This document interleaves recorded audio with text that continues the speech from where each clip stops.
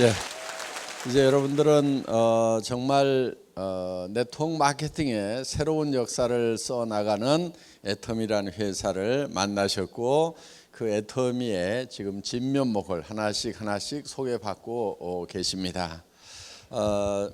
저희 애터미가 역사를 새로 쓰겠다고 하는 것은 지금까지 50년, 더 길게는 약 70년의 네트워크 마케팅 역사가 뭔가 잘못된 부분들이 있다 하는 겁니다. 그 역사가 잘못됐기 때문에 지금 사회적인 인식이 좋지 않다 하는 거예요. 그래서 이 네트워크 업계를 욕하고 다단계 업계를 욕하고 있는 그 사람들을 원망할 것이 아니고 정말 우리가 새롭게 해나가야 된다 하는 겁니다. 그래서 애텀이라는 회사는 기존의 네트워크 마케팅 회사들, 그것이 합법적이든 불법적이든 그런 회사들하고 경쟁하지 않겠다. 그런 회사들하고 경쟁하는 것만 가지고는 의미가 없다. 그래서 저희는 정말 일반 사람들이 수당 안 받아도 그냥 필요한 물건 사러 가는 할인 매장이나 TV 홈쇼핑이나 인터넷 쇼핑몰하고 정말 품질과 가격 면에서 당당하게 경쟁을 해서 정말 우리가 더 싸게 파는 그런 업종이 되겠다. 그러면서도 우리가 수당을 덤으로 줘야 그것이 진정으로 덤으로 주는 수당이지, 가격 올려가지고 그걸 가지고 다시 수당이라고 풀어주고 있으면은 그게 무슨 의미가 있겠느냐 하는 거예요. 그래서 누군가를 희생시켜 가면서 이렇게 하고 있는 그런 돈을 버는 것, 그런 것은 의미가 없다 하는 거예요. 그렇기 때문에 아직 사회적 인식이 썩 좋아지지 않고 있는데, 애터미가 처음으로 이제 정말 일반 유통보다도 더 싸게 파는 회사로 자리매김을 하고 있고, 그리고 정말 기업 전반적인 면에서 합법적이면서도 도덕적인 그런 경영. 그래서 정말 우리 납품업체에 대금 지불하는 것도 정말 단 하루도 미루지 않고 즉각적으로 현금 지불을 하는, 그래서 일반 업체들보다도 훨씬 더 도덕적인 그런 경영을 하고, 그리고 세금을 내는 데 있어서도 저희 직원들한테 제가 부탁하는 게 있어요. 털어도 먼지 안 나는 회사가 되어야 된다. 털어서 먼지 안 나는 놈 없다고 그러는데, 세상에 다 먼지가 나도 애터미만은 털어도 먼지가 안 나는 그런 회사를 반드시 만들어야 된다고 제가 주문을 하고 있습니다. 그래서 이제는 정말 존경받는 그런 업종으로 자리매김을 해야 되겠고, 그 선봉에 애터미가 앞장을 서겠다는 거예요. 그러면은 정말 그렇게 해서 잘 되는 모습을 반드시 보여준다고 하면은 다른 업체들도 저희의 뒤를 따르리라고 생각을 하고, 그리고 이 네트워크 마케팅의 역사는 새롭게 쓰여지리라고 생각을 합니다. 앞으로도 우리의 자세를 흐트리지 않고 더욱 정진을 해야 되겠다고 생각을 하고 있고, 여러분들은 이제 그런 회사를 만나셨습니다. 그리고 앞으로 이제 이 네트워크 마케팅 업종은 정말 진정으로 존경받는 업종으로, 그것이 5년이 걸릴지 10년이 걸릴지 20년이 걸릴지는 모르지만은 반드시 우리 살아있는 동안에 정말 존경받는 업종으로 만들어 놔야 되겠다는 다짐을 여러분과 함께 하고 싶습니다. 여러분 다 같이 다짐하십니까? 네, 감사합니다. 이제 여러분들이 이 애터미를 만나셨다고 해서 가만히 있는데도 성공이 보장된 것은 아닙니다. 저희 애터미가 정말 이 서민의 삶에서 상류층으로 올라갈 수 있는 신분의 수직 상승이 가능한, 어떻게 보면 이 시대의 유일한 사다리라고 얘기들을 합니다. 실제로 우리 앞에는 그거를 증명할 만한 일들이 지금 여기 벌어지고 있고, 이 우리 성공하신 리더분들이 거기에 대한 확실한 답입니다. 그래서 앞으로 더 많은 성공자들, 정말 서민에서 가난한 뱅이에서 정말 가장 역할도 제대로 못해서 가정이 뿌리채 흔들렸던 그런 상태에서 이제는 사회적으로 봤을 때 상류층으로 올라가고, 또 이제 주변으로부터 존경받는 그런 이제 사회적 지도자로서의 역할을 할 수 있는, 정말 신분이 수직 상승하는 그런 이제 유일한 사다리를 애터미가 제공을 하는 겁니다. 그러면은 애터미가 그 사다리를 제공을 하지만은 결국 그 사다리를 올라가야 되는 것은 여러분 개인, 여러분 각자가 올라가셔야 된다 하는 거예요. 세상에는 누구도 저 위에까지 그냥 올려주는 경우는 없습니다. 그래서 여러분들이 어떤 마음가짐으로 이 사다리를 올라갈 것인가 하는 거예요. 이 사다리는 매우 쉽게 되어 있습니다. 정말 누구나 다 올라갈 수 있도록 이렇게 만들어 놨어요. 그 사다리라는 것은 한 계단만 올라가면은 그 다음 계단도 올라갈 수 있고 그 다음 계단도 올라갈 수 있고 그 다음 계단도 올라갈 수가 있어요. 한 번에 로얄 마스터까지 올라갈 수 있는 사람은 아무도 없습니다. 또 자기 힘으로만 로얄 마스터까지 올라갈 수 있는 사람도 아무도 없어요.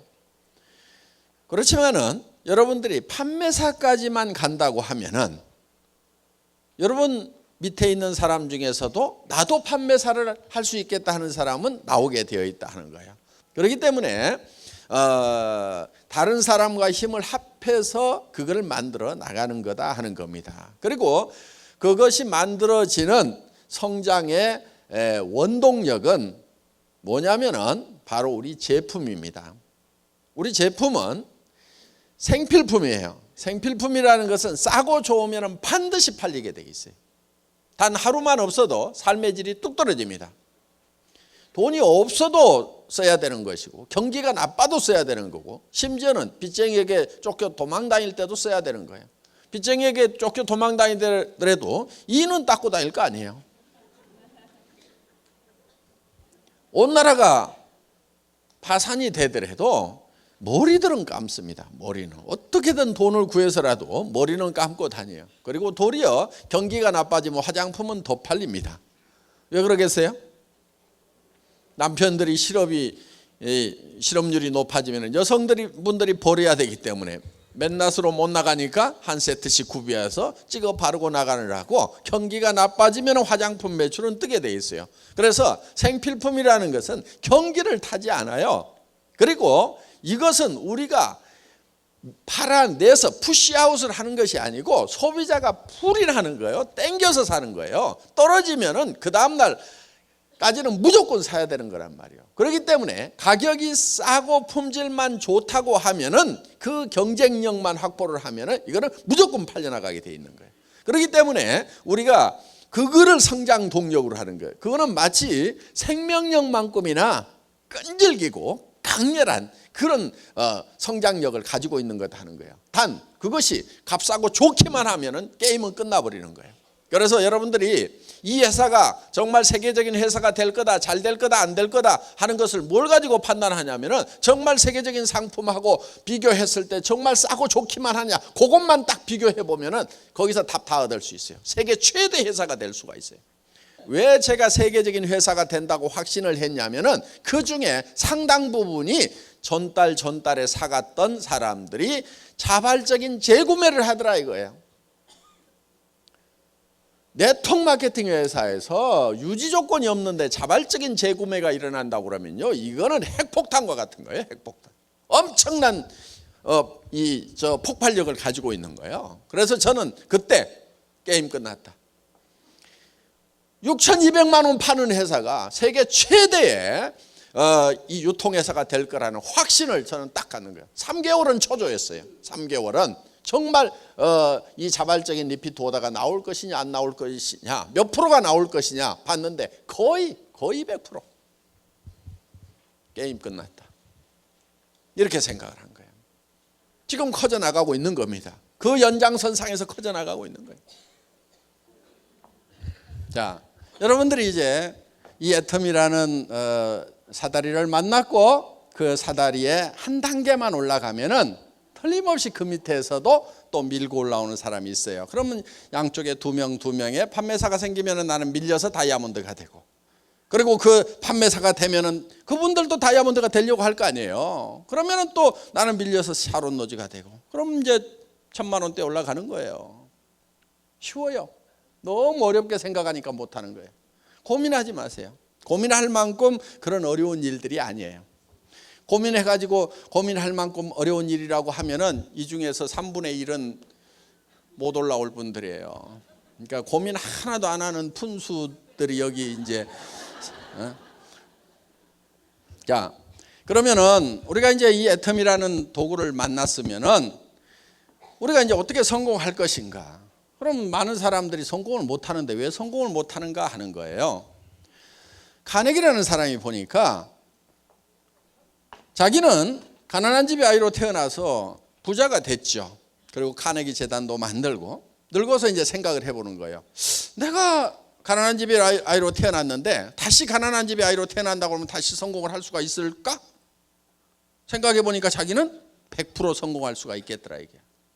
10번을 가난한 집의 아이로 태어나더라도 10번 다 100% 자기는 성공할 수가 있겠더라 이게.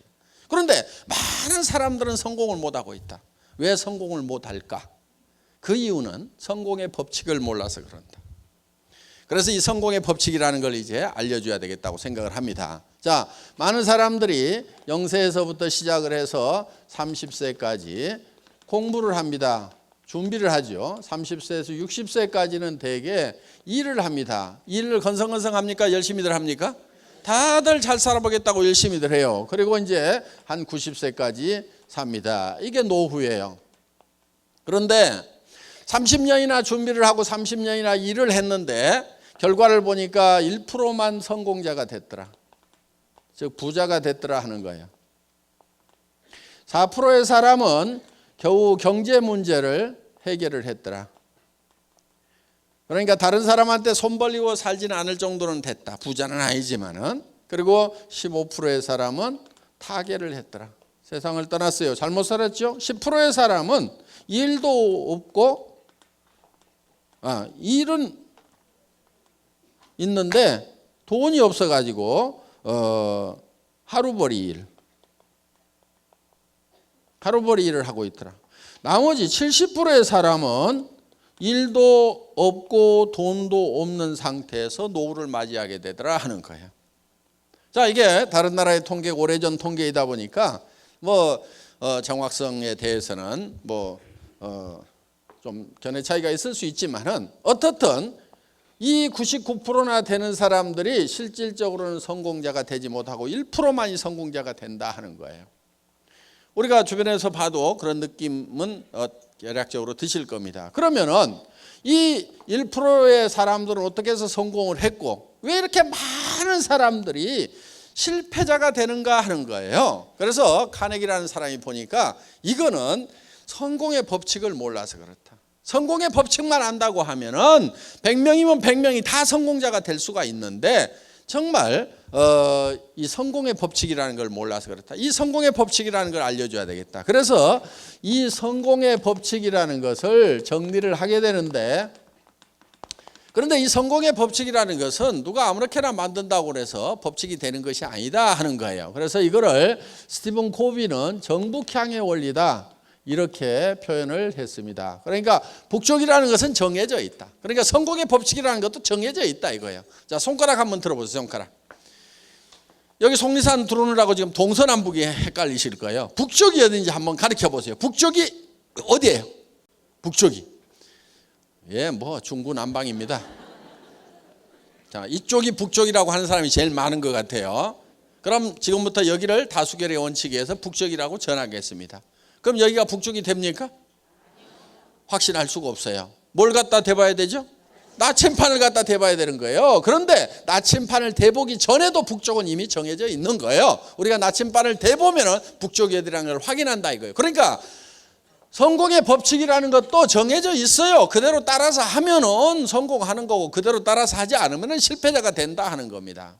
이거는 누가 아무렇게나 만드는 것이 아니고 마치 자연 법칙과 같이 이미 정해져 있는 거다. 자연 법칙도 정해져 있죠. 해는 동쪽에서 떠서 서쪽으로 지고 물은 높은 곳에서 낮은 곳으로 흐르고 한반도에는 사시사철 봄, 여름, 가을, 겨울이라는 사계절이 있다 이거예요. 그래서 봄이 지나면 여름이 반드시 오게 되어 있다 하는 겁니다. 이게 자연 법칙이에요. 그래서 이 법칙을 어겨가면서 예를 들면 농사를 짓는다든가 이렇게 해가지고는 절대로 성공할 수가 없다. 그래서 이런 것을 농장의 법칙이라고도 얘기를 합니다. 농장의 법칙. 자, 농장의 법칙이라고 하는 것은 반드시 자연 법칙에 맞춰가지고 농사를 지어야만 되는 거다 하는 거예요. 자, 우리는 이 농장의 법칙이라는 거, 농사 짓는 거는 우리가 다 잘 알기 때문에 농부가 어떻게 해서 농사를 짓는지를 가지고 이 성공의 법칙이라는 걸 한번 정리를 해보자 하는 겁니다. 농부가 맨 먼저 하는 것이 무엇이죠? 밭 갈아요? 밭을 사야 갈죠. 그럼 또 돈이 있어야 밭을 사죠. 그렇죠? 예. 그러니까 사실은 이것저것 얘기를 하지만은 실질적으로 농부가 맨 먼저 하는 것은 무엇을 얼마만큼 거둘 것인가를 맨 먼저 결정을 해요. 고구마를 거두려면 밭을 사야 되지만은 쌀을 거두려면 논을 사야 되는 거예요. 그렇기 때문에 무엇을 거둘 것인가가 먼저 머릿속에 들어온 다음에 그 다음에 밭이든 논이든 땅콩을 거두려면은 모래밭을 사야 되는 거예요. 그러니까 무엇을 거둘 건지에 따라 가지고 그 다음 모든 것들이 결정이 되게 돼 있다는 거예요. 그래서 농부의 머릿속에 맨 먼저 들어오는 것이 무엇을, 첫 번째, 두 번째, 얼마만큼 거둘 것인가. 자, 우리가 농사를 지을 때는 거두는 것부터 하지 않고 실제로는 심는 것부터 하는데 맨 먼저 하는 것이 거둘 것인가를 먼저 결정한다 하는 거예요. 자, 그러면은 우리가 인생 농사를 지을 때 결국은 어떤 모습으로 거둘 것인가 하는 것이, 내 인생의 마지막 모습이 어떤 것이 될 것인가 하는 것이 내 머릿속에 먼저 들어와야 된다 하는 거예요. 자, 그러면은 이 농부의 머릿속에 무엇을 얼마만큼 거둘 것인가 하는 것이 들어와야만이 거기에 따라 가지고 어떤 의사결정을 하는 거예요. 이런 것을 보통 MBO 뭐 이렇게 부릅니다. Management by Objectives. 그래서 Objectives, 목표라는 것을 가지고 매니징을 한다, 의사결정을 한다, 이런 뜻이에요. 그러니까 최종적으로 거둘 것을 가지고 의사결정을 해요. 자, 쌀 10가마를 거둬야 되겠다고 쌀 10가마, 쌀 10가마. 그러니까 무엇을 얼마만큼이 먼저 머릿속에 들어왔어. 그러면 그 쌀 10가마에 의해 가지고 논이 몇 평, 모짜리는 몇 평, 벽시는 몇 말, 농기구는 뭐, 인부는 얼마, 농자금은 얼마, 이런 것들이 전부 쌀 10가마라는 것이 먼저 결정되고 나서 나머지가 쪼록 결정이 돼요. 만약에 땅콩 2가마가 머릿속에 들어왔다고 하면은 논을 사면 안 되는 거예요. 뭘 사야 돼요? 모래밭을 사야 되는 거고, 거기에 심는 농기구도 다 달라져야 되는 거고, 벽시를 준비하는 것이 아니고 땅콩을 갖다 심어야 땅콩이 나오게 돼 있다는 거예요. 그러니까 무엇을 거둘 것인가가 먼저 들어오게 되어 있다. 오브젝티브스가 먼저 들어오고 나서 이 오브젝티브스를 가지고 목표에 의한 매니징을 하고 있다 하는 거예요. 이것이 인생에는 잘 적용이 안 되고 있는데 기업이나 국가에는 아주 주도 면밀하게 이게 적용이 되고 있어요. 현재 잘 활용이 되고 있어요. 그런데 인생 살아가는데 개인 인생에는 이게 이 법칙이 지금 들어와 있지 않는 거예요. 그래서 우리가 무엇을 얼마만큼 거둘 것인가를, 예를 들면 쌀 10가마를 내가 농부가 봄에 머릿속에 집어넣으면은 그 쌀 10가마를 가지고 논 사이즈라든가 농기구라든가 언제 심을 건지 그 다음에 어떻게 가꿀 것인지가 다 결정이 된 다음에 가을이 되면은 농부의 머릿속에 있던 쌀 10가마가 어디로 들어와요? 창고로, 곡간으로 들어오는 거예요. 그러니까 모든 농부의 곡간에 들어가는 곡식은 반드시 먼저 농부의 머릿속에 있던 것이 들어가게 돼 있다 이거예요. 그러니까 농사를 지으면은 물론 뭐 천재지변에 의해서 1%, 2% 뭐 농사 망치는 경우도 있지만은 95%, 97% 다 농사 목표한 거 거두잖아요. 그런데 인생 농사는 왜 못 거두느냐? 자연 법칙대로, 농장의 법칙대로, 성공의 법칙대로 인생 농사를 안 짓기 때문에 그렇다는 거예요. 이 법칙대로만 하게 되면은 거의 다 성공을 하게 돼 있다는 거예요. 거의 다. 그래서 여러분들이 내가 어떤 모습으로 성공할 것인가 하는 것이 먼저 머릿속에 먼저 들어와야 돼요. 그래야 3년 후든 5년 후든 내 머릿속에 들어와 있던 내가 밖으로 튀어나와 가지고 성공자로 되는 거예요. 자, 농부의 머릿속에 쌀 10가마가 없었다면은 곡간에 쌀 10가마가 들어오지가 않죠. 그러니까 이 쌀은 어디서 튀어나온 거냐면 농부의 머릿속에서 튀어나와 가지고 곡간에 들어간 거예요. 나의 성공한 모습도 어디에 만들어져야 되냐면 내 머릿속에 만들어져야만이 이 성공자의 모습이 3년 후든 5년 후에 튀어나와가지고 다른 사람들이 보게 된다 하는 거예요. 여러분 한 사람 한 사람의 삶이 성공을 해야 된다 하는 거예요. 그런데 이제 성공을 여러분들이 해야 되는데 어떤 모습으로 성공을 할 거냐 하는 거예요. 어떤 모습으로. 어떻게 하면 성공하는 거예요? 여러분들 성공해야 될 거잖아요. 그렇죠? 예, 뭐 아무 생각 없는 것 같아요, 제가. 무슨. 자, 성공을 해야 돼. 어떤 모습으로 성공을 할 거냐? 어떻게 성공할 것인가 생각을 했다. 상당히 복잡해. 그 복잡한 이유가 있어요. 사람이 좀 복잡하게 만들어졌어. 사람은요, 뭐가 있냐면은 6이라는 게 있어요. 6. 요 6 있죠, 6. 예. 그 다음에 영이라는 게 있어요. 영, 스피릿. 그 다음에 혼이라는 게 있어요. 소울. 그 다음에 주변 환경. 이렇게 둘러싸여 있어요. 그런데 이 각각이 요구하는 바가 달라요. 그래서 복잡한 거예요. 그런데 이 복잡하지만 이거를 다 만족을 시켜야 돼. 자 이렇게 6이 있어요. 6. 그런데 이 6이 요구하는 바가 있고 우리가 0이 있는데 0이 영에게 필요한 게 있고 혼이 있는데 혼에게 필요한 게 있어요. 자, 6이라는 것은 건강해야 되겠죠? 오래 살아야 돼. 장수를 해야 돼. 그리고 풍요롭게 살아야 돼요. 의식주를 해결함으로 말미암아서 안전하게 살고 싶은 욕구를 가지고 있다 하는 거예요. 자, 그래서 한마디로 얘기하면 잘 살아야 돼요. 우리의 영은 혼하고는 달라요. 그리고 이 영이라는 것은 짐승하고 사람이 구별이 되는 거예요. 무슨 원숭이가 변해갖고 사람이 됐다고 하는 말도 안 되는 소리를 하고 있는데 원숭이가 변해갖고 사람이 되지 않습니다. 그러면 원숭이를 개처럼 끌고 다니면 안 되죠. 그렇죠? 조상님인데 잘 모셔야지. 그런 싸가지 없는 그 후손들이 어디가 있어요? 조상이라고 그러면서 개처럼 끌고 다녀. 원숭이는 절대 우리의 조상이 아니에요. 왜냐하면은 그는 처음부터 창조될 때부터 원숭이로 창조가 된 거예요. 자, 그래서 이 동물하고 사람을 구별하는 기준이 뭐냐면 동물은 영이 없어요. 혼은 있어요. 혼. 이 영이라는 것은 우리가 잘 구별이 안 되는데 양심 같은 거예요. 양심. 그리고 이 영은 시간에 관한 개념이에요. 시간에 관한 개념. 이 영은 시간을 인지를 할 수가 있어요. 동물은 시간을 인지를 하지를 못해요. 사람은 이제 내가 죽으면은 얼마 후에 인생이 끝나는구나.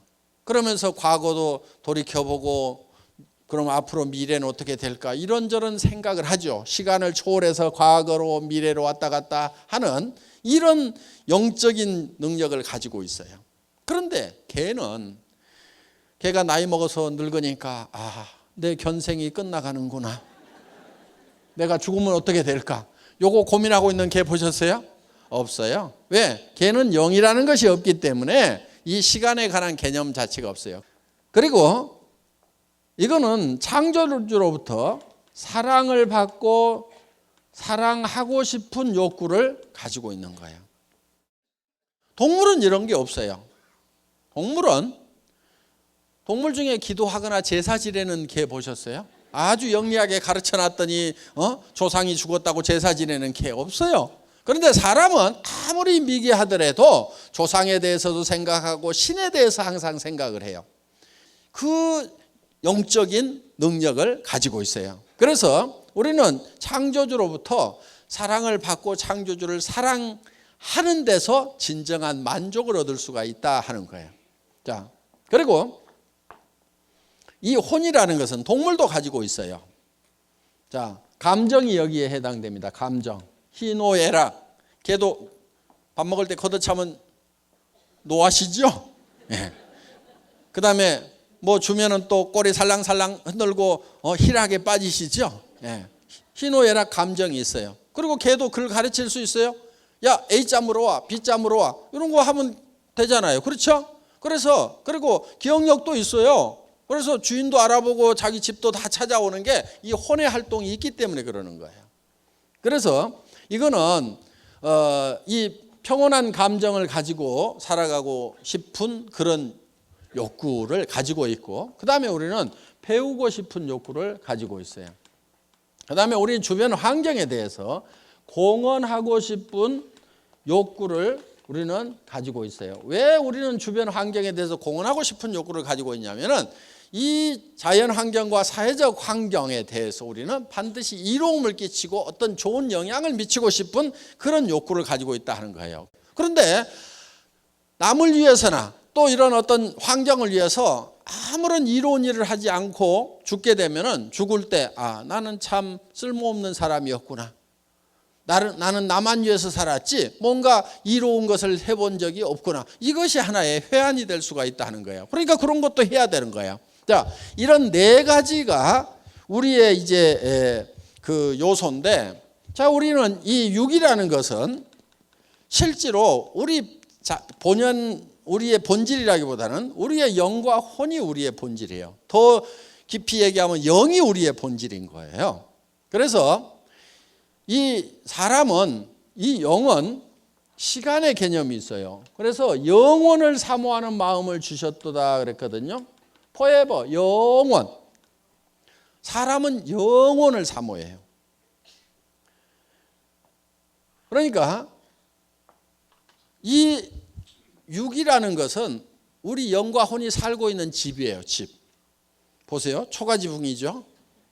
여기 창문이 뚫려 있죠. 지금 창밖으로 내다보고 계시는 거예요. 여기 봉창 하나 뚫어가지고 길가에 지나가는 소리 들리라고 이제 구멍 하나 뚫어놨죠. 여기 환기창 있죠. 그래서 맑은 공기 들어가고 나쁜 공기 밖으로 다 나오죠. 안에 덕트도 있어요. 여기 식당들 있죠. 집집마다.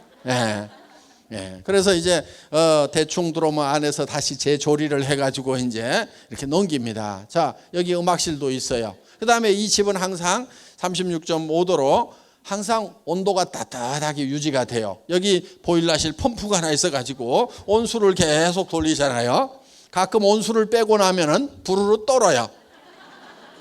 왜냐하면은 온도 떨어졌다고 온도 올리라고 온도 자동 컨트롤러가 작동해서 운동을 해서 온도를 올리는 거예요. 집집마다 화장실도 있죠. 이 손이 집을 관리하는 관리인이에요. 이 집 관리인이 여러 가지 일들을 합니다. 이게 이제 사는 집인데 우리의 본질은 이 안에 살고 있는 영과 혼이에요. 자, 우리가 이렇게 육이 있고 영이 있고 혼이 있고 이 환경으로 둘러싸여 있어요. 이게 사람이에요. 그런데 이 네 가지를 골고루 다 만족시키는 그런 삶의 목표, 그렇게 만족하는 삶의 목표, 그렇게 만족하면서 살아가는 내 모습이 내 머릿속에 먼저 그려져야 3년이나 5년 후에 밖으로 튀어나온다는 거예요. 우리 사원 두 번째가 생각을 경영한다 하는 게 있죠. 생각을 경영한다. 그 얘기는 우리 머릿속에다가 우리의 성공한 모습을 그려 넣으라 하는 거예요. 비전을 메이킹하라 하는 겁니다. 그래서 이거를 그려 넣으면은 마치 농부의 머릿속에 쌀 10가마가 그려지느냐 땅콩 2가마가 그려지느냐에 따라 가지고 농사를 어떻게 짓는 것이 결정이 되고 가을이 됐을 때 쌀이 들어올 거냐 땅콩이 들어올 거냐가 결정이 되듯이 내 머릿속에 내가 성공한 모습을 어떻게 그릴 거냐 하는 것이 대단히 중요하다 하는 겁니다. 그래서 생각을 경영한다고 하는 것은 바로 내 머릿속에다가 내 삶을 그려넣으라 하는 거예요. 지금 여러분 머릿속에 3년이나 5년 후에 정말 내가 살고 싶은 삶의 모습이 완벽하게 그려지지 않으면은 그거는 3년 후나 5년 후에도 지금하고 비슷한 삶을 살고 있을 거란 말이에요. 지금 여러분들이 마음에 들지 않는 삶을 사는 이유는요, 딱 한 가지예요. 3년이나 5년 전에 나는 어떤 삶을 살고 싶다 하는 것이 머릿속에 확실하게 그려지지 않았기 때문에 그래서 지금 삶이 마음에 안 드는 거예요. 그래서 우리 머릿속에다가 내가 살고 싶은 삶의 모습을 그려 넣어야 되는 거예요. 그래서 우리는 건강하게 살아야 되겠죠? 그럼 운동을 어떻게 해야 되겠다 이런 거 계획을 다 세워가지고 해야 되는 거예요. 그 다음에 오래 살아야 되겠죠. 풍요롭게 살아야 되겠죠. 그러면 통장에 돈이 얼마가 있어야 되겠다. 집은 어떤 집에 살아야 되겠다. 차는 어떤 차를 타고 다녀야 되겠다. 내가 기부는 어떻게 하고 살아야 되겠다. 이런 것들이 착착착착 나와 있어야 된단 말이에요. 그 다음에 정말 내가 양심을 어기지 않고 정말 영원히 사는 문제에 대해서 정말 진지하게 생각하고, 자, 우리는 이제 공헌하는 삶도 살아야 되겠다 하는 거예요. 그런데 이게 각각 떨어져 있지가 않고요. 사실은 이게 하나로 엉겨 있어요. 그래서 우리는 이 육이라는 게 있는데, 육은 잘 살며, 여기 혼이 있죠. 혼은 배우고, 그리고 영은 사랑하고, 그리고 우리는 환경에 대해서는 빨리빨리 외우세요. 공헌하는 삶. 이 네 가지가 골고루 균형 잡힌 삶이 돼야 돼요. 균형 잡힌 삶.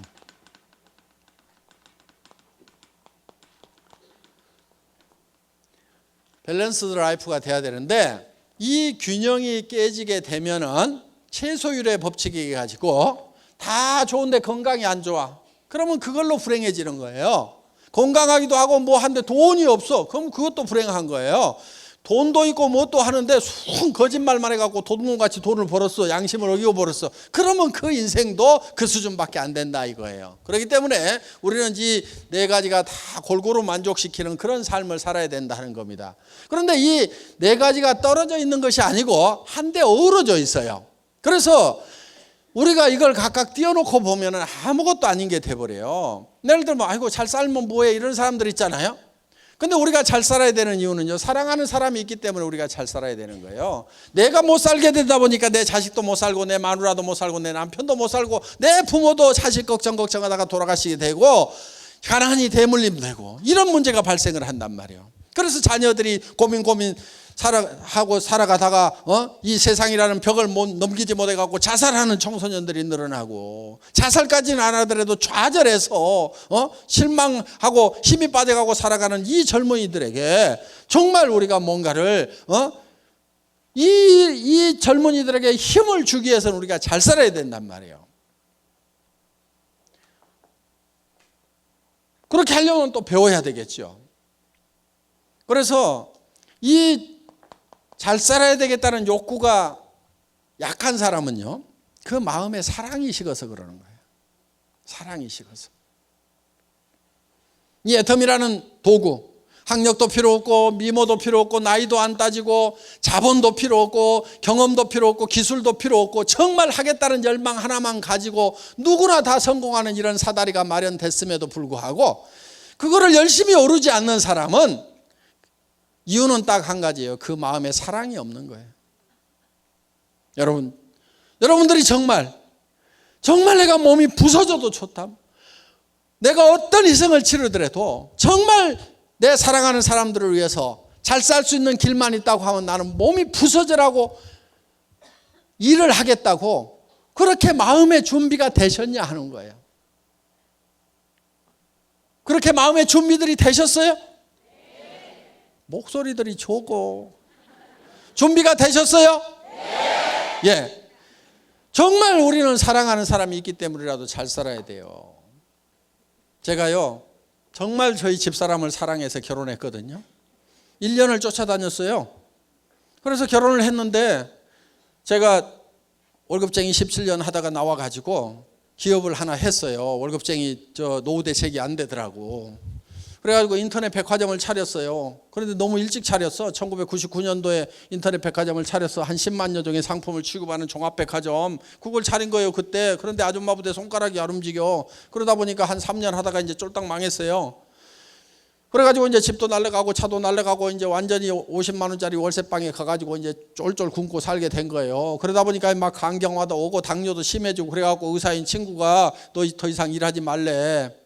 그래가지고 일도 못하다 보니까 이제 갑자기 집사람이 나가가지고 어디 가서 돈 벌려고 그러니까 얼마 받겠어요? 150만 원. 그렇죠. 50대 뭐 여자가 어디 나가서 갑자기 돈 벌면 150만 원 이상 안 줘요. 그래서 그 150만 원 벌어가지고 오면 50만 원 월세 내고 그 나머지 가지고 이제 애들 겨우 뭐 잠거리 사주고 학교 보내고 이렇게 하는데, 어느 날 겨울에 집에 들어갔더니 추운 거요. 그래서 제가 가스 좀 팍팍 대, 집에 이렇게 추워. 그랬더니 집사람이 누구는 추운 줄 모르는 줄 아세요? 이렇게 얘기를 하는 거예요. 자기도 춥지만은 자기도 떨고 있다 이거야. 당신이 돈 많이 벌어오면 나도 팍팍 뗄 줄 안다 이거요. 그래서 내가 돈 없을 때는 돈 아끼는 거 아니오. 팡팡 쏘. 그랬더니 얼마나 억장이 무너지겠어요. 그러니까 이제 전에 같으면 아무 말도 안 하고 그 말 참 재밌네 그러던 사람이 50만 원짜리 월세방 살면서 팍팍 쏘 돈도 안 벌어다 주고 그러니까 당신이 그렇게 사고를 하니까 우리가 이 모양 요꼴이 됐다고 그러면서 그래가지고 이제 찌그덕 어느 날 우리 집사람이 그러더라고. 여보, 애들 졸업하면 헤어집시다. 근데 우리 집사람은요 한다면 하는 사람이에요. 빈말하는 사람이 아니거든요. 그 얘기를 듣는데 진짜 억장이 무너진다는 거 있죠. 다리에 힘이 쪽 빠져가지고요 털썩 주저앉아가지고 우리 집사람 다리를 잡고 엉엉 울었어요. 제가 여보 가지마. 내가 지금 당신을 보낼 수가 없다. 지금 당신 가면은 살 집도 없지, 노후대책 자금도 없지, 가가지고 어떻게 하려고 그러냐고. 여보 가더라도 내가 집도 사주고 노후대책 자금도 다 마련해가지고 줄 때 가더라도 그때가 지금은 내가 절대 보낼 수가 없어. 그랬더니 아이고 어느 천년에요. 지금은요 집도 사줬고요 노후대책 자금도 다 마련해가고 통장에 자기가 따로 관리하고 있는데 요즘에는 간다는 말을 안 해요.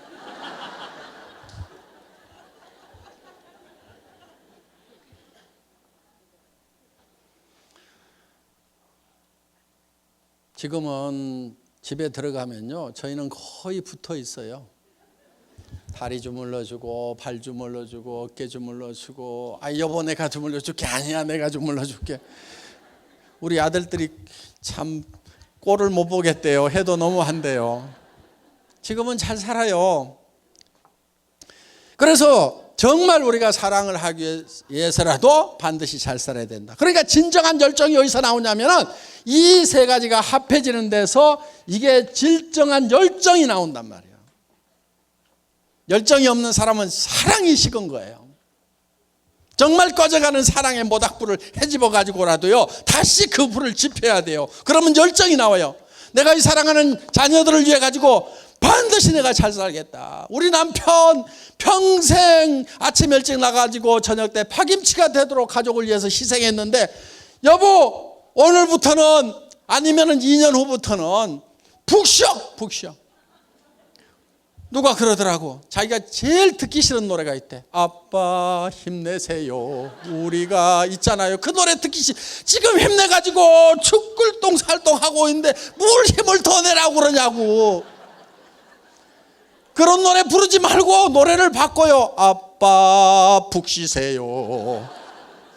제가 다 할게요. 이렇게 좀 해주면 아빠들이 얼마나 좋아하냐고.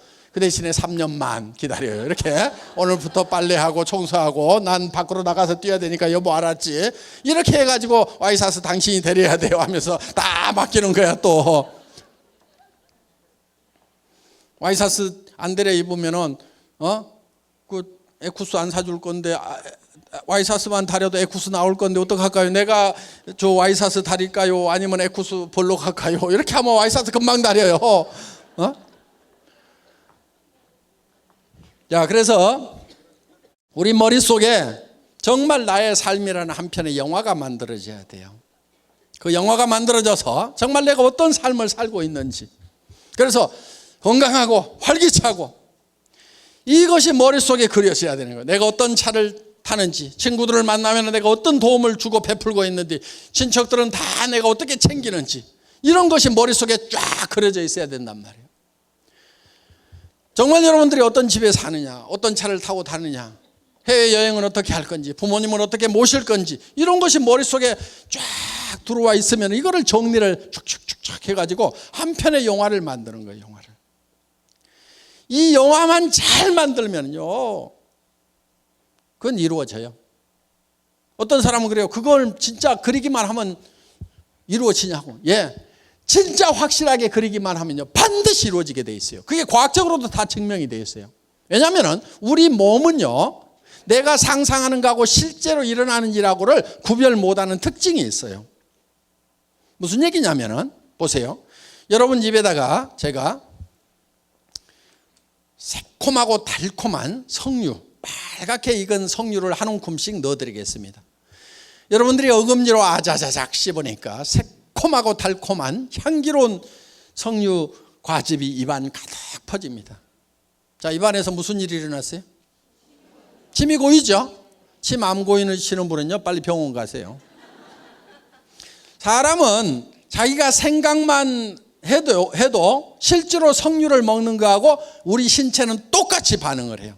그건 여러 가지로 과학적으로 다 증명이 되어 있어요. 그래서 그거를 자기 충족적 예언이라고 하는데, 자기가 충족할 만큼, 풀필이 될 만큼, 자기가 만족할 만큼 어떤 생각을 하게 되면은 몸이 거기에 맞도록 바뀌어버린다 하는 거예요. 또 쉬운 예를 하나 들어볼게요. 여러분 아침에 피곤하시죠? 일어날 때 몸이 천근만근 피곤하시다 하시는 분들, 제가 한 방에 싹 고치는 방법 가르쳐 줄게요. 물론 우리 해모임 드셔도 돼요. 그런데 해모임보다도 더 특효가 있어요. 여러분 주머니 속에 한 달에 3천만 원씩만 꼬박꼬박 들어오면은 어때요? 아침에 젖은 솜처럼 몸이 무거울까요? 아니면 깃털처럼 가벼울까요? 웬만한 잔병은요 다 낫고요, 면역력 기똥차게 올라가게 돼 있어요. 면역력 쫙 올라가. 웬만한 잔병은 다 없어져요. 한 달에 3천만 원씩만 들어오면은 다 없어지게 돼 있어. 그런데 실제로 통장에 들어오는 거나 들어온다고 내가 계획을 세워서 확신하고 믿는 거나 내 몸의 반응은 똑같이 나타난단 말이에요. 그러니까 다른 사람한테 이 사업을 하자고 권유를 할 때도, 우리 로얄 마스터들 보니까 막 3천만 원 들어온다지 5천만 원 들어온다지, 아이고 나도 그렇게 돈 들어오면 가가지고 막 엄청 힘있게 얘기를 해가지고 이것들 막 싹 끌어와 버릴 것 같은데, 그게 안 된단 말이에요. 그게 되는 방법이 하나 있어요. 미리 내가 3천만 원 5천만 원 버는 사람이 될 거라는 그거를 머릿속에 생생하게 그리고 그거를 확실하게 믿으면 되는 거예요. 믿음에 굳게 선다 하는 거죠. 믿음이라는 것은 보이지 않는 것을 믿는 거예요. 현재 내가 에쿠스를 타는 모습, 뭐 방 5개짜리 집에 사는 모습, 100평짜리 집에 사는 모습, 친구들에게 어려운 친구들 도와주는 모습, 형제간들 도와주는 모습, 자녀들 교육 마음대로 시키는 모습, 이런 모습들이 아직 이루어지지 않았지만은 내 머릿속에 있지만은 내 발이 어디에 있어야 되냐면은 아직 보이지 않는 거기에 서 있어야 된단 말이에요. 우리 사원 3번째가 믿음에 굳게 선다잖아요. 거기에 서 있어야 되는 거예요. 그러면은 이 현실이 점점 끌어올려지게 돼 있어요. 그래서 꿈이 일을 하는 거예요. 꿈이 일을 하는 거예요. 꿈으로 하여금 일을 하도록 시킨다 이거예요. 근데 꿈이 없으니까 일이 안 되는 일이 없는 거예요. 그래서 여러분들이 꿈을 만들어내야 되는 거예요. 비전을 만들어야 되는 거예요. 그거는 망상하고 다른 거예요. 그렇게 확실하게 된다는 것을 믿으면 신념이 되는 거예요. 신념이라는 것은 생각을 믿는다는 거잖아요. 생각을. 그래서 신념 있는 사람이다 하는 것은 그렇게 될 거다 하는 것을 믿는 것이 신념 있는 사람이에요. 신념은요 기적을 이루는 거예요. 저는 이 회사가 세계적인 네트워크 마케팅 회사가 되고 국내 1위 하는 네트워크 마케팅 회사가 될 거라는 것을 확실하게 믿었어요. 확실하게 믿었기 때문에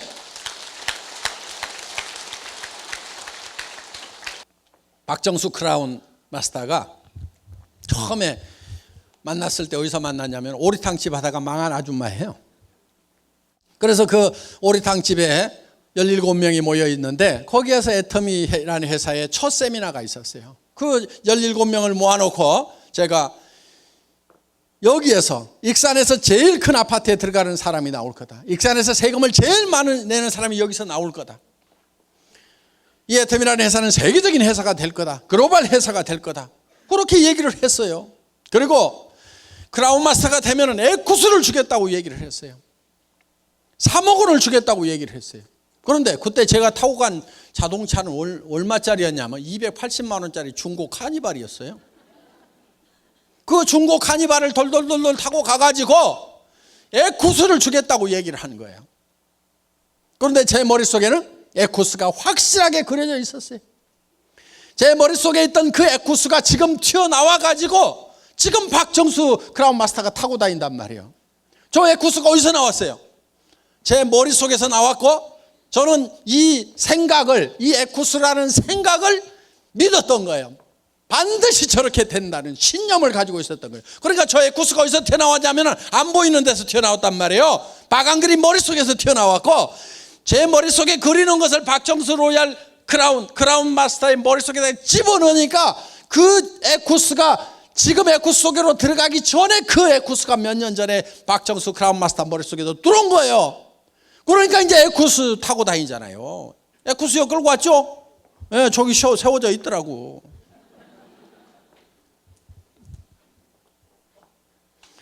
신념은 기적을 이루는 거예요.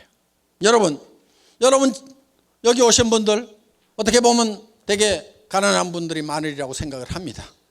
또 왕년에 잘 살았지만 한바탕 엎어먹은 분들도 있을 거고 뭐 노후 대책은 뭐 그런 대로 돼 있지만은 베풀 돈이 없어가지고 또 앉아 계시는 분도 있을 거고 지금 꼴가닥 죽게 생긴 사람도 있을 거예요 지금. 그리고 마이너스 통장 때문에 엎어치기 하느라고 정신없는 분도 있을 거고 다음 달 어떻게 살아갈 건지 앞이 캄캄한 분도 있을 거고 그거를 벗어나는 유일한 길은 여러분들 머릿속에 정말 내가 한 달에 3천만 원씩 벌고 5천만 원씩 번다는 것을 확실하게 믿는 거예요. 그러면 여러분들의 표정이 바뀌고 말투가 바뀌고 눈빛이 바뀌고 행동이 바뀌게 돼 있어요. 그래서 머릿속에다가 생생하게 그리라 이거예요. 생생하게. 그리고 그걸 믿고 굳게 거기에 서 있으라 이거예요. 자, 그렇게 하려고 그러면 한 편의 영화를 만들어야 됩니다. 내 머릿속에 한 편의 영화가 돌아가야 돼요. 그렇게 하려고 그러면 이제 여러분들이 시나리오를 만들어야 되는데 영화를 만들기 위해서 자, 그런데 이 인생 누구누구의 인생 시나리오 이렇게 돼 있는데 여기에 보면은 이렇게 이제 동그라미가 있고 여기가 이런 항목들이 쭉 있어요. 요 양식을 나눠 드릴 거예요. 그럼 여러분들은 이거를 가지고 이제 칸을 메꿔 가지고 내일 제출하시고 발표하시면 됩니다. 전원 다 쓰셔야 돼요. 자, 그러면은 여기 네 가지가 여기 다 들어가야 된단 말이에요. 그러면은 6 건강. 그럼 건강 집어넣자 이거예요. 그다음에 우리가 잘 풍요롭게 살려고 그러면 주택 문제가 있죠. 그다음에 또 뭐가 있어요? 자동차. 예, 자동차. 또 여행도 다녀야 되겠죠. 그다음에 뭐 건강 썼고요. 또 사랑하는 자녀들 교육도 있겠죠. 효도도 있겠죠. 또 뭐 있어요? 뭐 봉사도 있겠죠. 뭐 현금도 좀 있으면 좋겠죠. 그래서 여기 있는 내용이 한 번은 반드시 여기 들어가야 돼요. 한 번은 공헌하는 것은 요 봉사, 헌금 이런 거에 들어갔죠. 그래서 이거를 자기가 점수를 매겨봐요. 10점 만점 해가지고 건강, 아이고 타고나서 그런 대로 좀 된다. 주택, 아이고 내가 살고 싶은 집에 비하면 2점밖에 안 된다. 자동차, 아이고 면허증도 없어. 빵. 자, 여행, 뭐 국내 여행 서너 번 갔어. 자녀 교육 지네가 알아서 잘했어. 효도는 마음만 했어. 뭘 잘 못했어. 봉사도 쬐끔하고 뭐 아이고 현금은 마이너스 이쪽으로 가네. 그래서 이렇게 하다 보면은 요 동그라미가 이렇게 나와요. 이거를 쭉 연결을 해보면은 요게 내 인생 수레바퀴예요.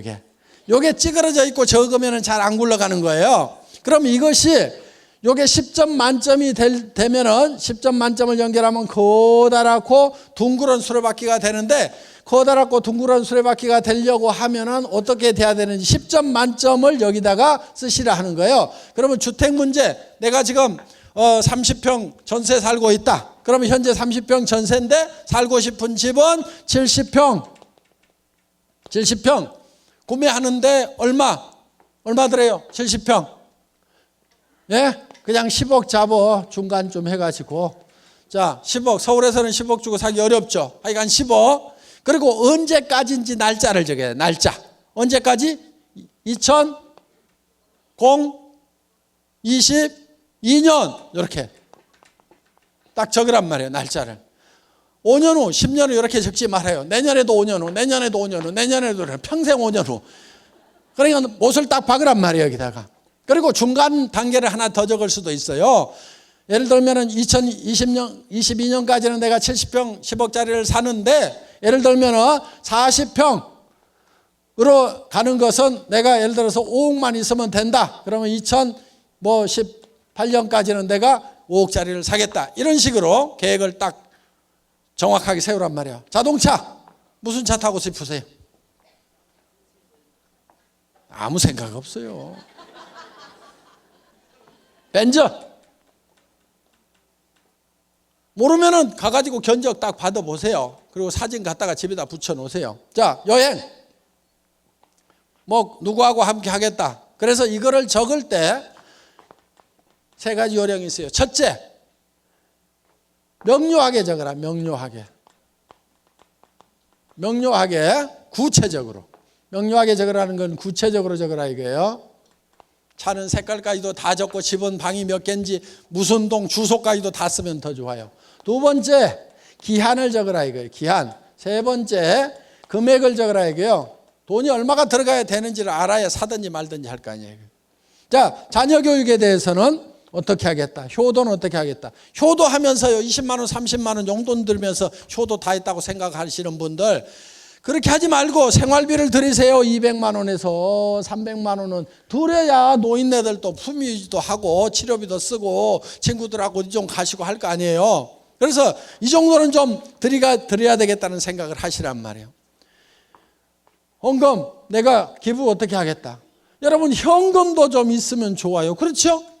남편 모르는 현금, 내 마음대로 쓸 수 있는 이런 게 좋잖아요. 그런데 이런 것도 한 5억 정도 딱 가지고 있으면 얼마나 좋냐고요. 그렇죠? 그래서 내가 친구가 어려우면 딱 좀 집어줄 수도 있고, 조카 결혼식에도 뭐 내 마음대로 좀 보낼 수도 있고, 또 형제간들 어려우면 뭐 할 수도 있고, 조카가 좋은 대학 갔다 그러면 또 아이고 기분 좋아서 또 돈 1,000만 원 줄 수도 있고, 좀 이렇게 내 마음대로 쓸 수 있는, 그러니까 각자 주머니를 좀 찰 필요 있어. 우리 부부도 그래요. 우리 부부도 각자 주머니를 차. 그래가지고 공동으로 쓰는 돈도 있지만은 서로 간섭 안 하기, 알았지? 그래가지고 뭐 얼마 썼다며 간섭 안 하기로 해놓고 알았어 그러면서 이렇게 해가지고 좀 쓰는 돈이 좀 이게 몇 천이든 몇 억이든 좀 있으면은 얼마나 신간이 편하냐 이거예요. 그렇죠? 아등바등 안 하고. 자, 그래서 현금. 그러면은 이게 머릿속에 확실하게 있어야 된다 하는 거예요. 그래서 정말 이렇게 견적을 내보면은요, 최소한 3천만 원에서 5천만 원 정도가 매월 있어야만 이게 이루어져요. 그런데 사람들은 뭐를 지금 바라고 있냐면은 300에서 700만 벌었으면 소원이 없겠다고 이러고들 있어요. 300에서 700 벌어서 부자 돼요? 그게 성공한 인생이에요? 성공을 못해요. 저도 월급쟁이 해봤지만 답 없어요. 300에서 700 버는 사람들이요, 사실은 제일 힘들게 돈 벌어요. 그리고 돈은요, 많이 벌수록 힘들다고 생각을 하는 바보들이 세상에 많아요. 아니요, 거의 모든 사람들이 다 그렇게 생각을 해요. 그런데 돈이라는 것은 많이 번다고 더 힘든 게 아니에요. 도리어 반대일 수도 있어요. 돈은요, 적게 버는 사람들이 훨씬 더 힘들게 벌어요. 100만 원, 200만 원 버는 사람하고 1000만 원, 2000만 원 버는 사람하고 한 달에 1억, 2억 버는 사람하고 누가 제일 힘들게 일하고 있을 것 같아요? 100만 원, 200만 원 버는 사람이 제일 힘들게 일해요. 300에서 700 버는 사람들이요, 박 터지게 일하고 있어요. 지금 보면은. 그것도 머리 좋은 놈들이 모이는 자리가 300에서 700짜리거든요. 여러분, 그런 돈 벌려고 하지 마세요. 무지무지하게 힘들어요. 그 돈은 3천에서 7천 벌겠다고 생각하는 놈은 별로 없으니까요. 그런 일들이 별로 경쟁이 없어요. 그리고 수입에 맞춰 가지고 지출을 하라고 그러죠. 그래서 수입이 지출보다는 크거나 같아야 된다. 그래야 파산이 안 한다고 그러잖아요. 수입에 맞춰 갖고 지출하는 사람은 다 가난뱅이에요. 보면 저축해 가지고 부자 된다는 사람 그렇지 않아요. 그 거꾸로예요. 수입에 맞춰 갖고 지출을 하지 말고요, 지출을 먼저 정하세요. 이렇게. 그래서 이렇게 견적을 내보니까 나는 3천이 필요하다, 5천이 필요하다. 그러면은 거기에 맞는 일거리를 찾으면 되는 거예요. 여기서는 찾을 필요가 없어요. 애터미가 그런 일거리니까 바로 나오는 거예요. 다른 성공 그 학을 강의하는 데 가면은 먼저 이 지출을 정해놓고 그 다음에 일거리를 찾으라고 얘기를 해요. 여기는 그런 일거리 애터미 자체가 제공을 하기 때문에 여러분들 고생 안 하셔도 되는 겁니다. 그래서 지출에 맞춰가지고 수입을 결정하면 되는 거예요. 그래서 정말 내가 한 달에 3천만 원 버는 사람, 5천만 원을 버는 사람이 되겠다는 거에 대해서, 또 그렇게 살아가는 삶에 대해서 확실하게 믿으면은 내 삶의 자세가 변하는 거예요. 그러면서 그것이 이루어지는 거예요. 이것이 성공의 법칙이에요. 그래서 내가 최종적으로 어떤 사람이 되겠다는 목표를 먼저 정해놓고 그거를 향해서 가는 거예요. 성공한 모든 사람들, 최소한 카네기가 시켜서 나폴레옹 힐이 조사했던 500명의 성공자들은 똑같은 방법이었어요. 그래서 그 사람들은 먼저 머릿속에 성공한 모습이 먼저 그려졌어요. 에디슨이라는 사람이 전구를 발명을 했죠. 그 전구가 세상에 보이기 전에 먼저 에디슨의 머릿속에 전구불이 켜졌어요. 그래서 수천 번인지 수만 번인지 모르지만은 계속 그 실험을 해서 결국은 에디슨의 머릿속에 켜졌던 전구가 지금 밖으로 나와 있는 거예요. 성공의 원리는 다 그래요. 포드라는 사람이 자동차를 만들 때도 자동차에 물결이 넘치는 도로를 생각을 했어요. 그래서 어떻게든 자동차를 싸게 만들려고 하면 대량 생산을 해야 된다. 대량 생산하는 방법은 컨베이어 시스템이다. 그렇게 해서 오늘날 마이카 시대를 열어놓은 거예요. 성공한 사람들은 다 성공한 그 모습이 먼저 머릿속에 그려져 있었던 거예요. 여러분들도 머릿속에다가 뭘 그려야 되냐면 내가 성공적인 삶을 살아가는 나의 삶이라는 한 편의 멋있는 영화, 그 영화는 내가 홀라당 반할 만큼의 영화가 돼야 돼요. 그렇게만 될 수 있다고 하면 나는 어떤 희생이라도 감수하겠다고 생각할 만큼 그런 멋있는 영화, 정말 풀필이 되는, 내가 충만할 수 있는 그런, 만족할 수 있는 그런 영화를 만들어내야 되는 거예요. 애누리 하지 마세요. 그러면 여러분들의 몸은 정말 슈퍼맨처럼 힘이 나게 돼 있는 거예요. 5천만 원이 들어오는 그 신나는 삶이 머릿속에 들어있다고 하면은 발걸음부터가 달라지는 거예요. 맨날 그냥 어슬렁 힘 빠져가 그렇게 다니겠어요? 그렇지 않아요. 5천만 원이 들어온다고 그러면 보무도 당당하게 그냥 두 번씩 굴러가지고 그냥 얼마나 멋있게 다니겠어요. 그냥 세상 사람들은 나를 따르라 하는 당당한 그런 걸음걸이로 가가지고 친구들도 박수를 내고 니네 그렇게 살지 말아라 이것들아. 니네 노후가 나는 너무 뻔히 보여가지고 니네 불쌍해갖고 내가 구제해 주러 왔다고 할 말고 큰 소리 칠 만큼 그렇게 여러분들 자신을, 여러분의 비전을 가지고 변화를 시켜야 된다는 겁니다. 그리고 그것이 이루어질 때까지 반드시 그 비전 위에 서 있어야 돼요. 믿음은 보이는 것을 믿는 게 아닌 거예요. 그러면 그것이 이루어지는 거예요. 그래서 절대 그 비전에서, 꿈에서 깨면 안 돼요. 여기서는 그 꿈 속에 있다가, 비전 속에 있다가 문제는 나가면은 제정신이 돌아와. 이게 문제야. 절대로 제정신이 돌아오면 안 돼요. 그래서 내가 먼저 미치고 비전 덩어리가 되고 주변 사람을 미치도록 만들어야 돼. 이 미치광이들을 전념을 시켜갖고 내 주변 사람들을 다 미치광이로 만들면은 여러분들도 정말 꿈을 이루게 됩니다. 자, 선배들이 어떻게 썼는지 그 양식을 잠깐 보기로 하겠습니다. 자, 이렇게들 썼어요. 예, 이렇게 다들 잘 썼습니다. 그래서 상세하게 이렇게 다 썼으니까 이런 모델을 보시고 여러분들도 방에 가면 다 양식이 있을 거예요. 그 작성들을 하시고, 그리고 한 가지 양식 더 작성을 하세요. 요거는 내가 언제까지 무슨 직업에 가겠다, 그때 돈이 얼마 들어올 거다 하는 이렇게 계획을 쭉 세우세요. 그래서 3년 5년 계획을 쭉 세우세요. 수고 많으셨습니다. 강의 여기서 마치겠습니다.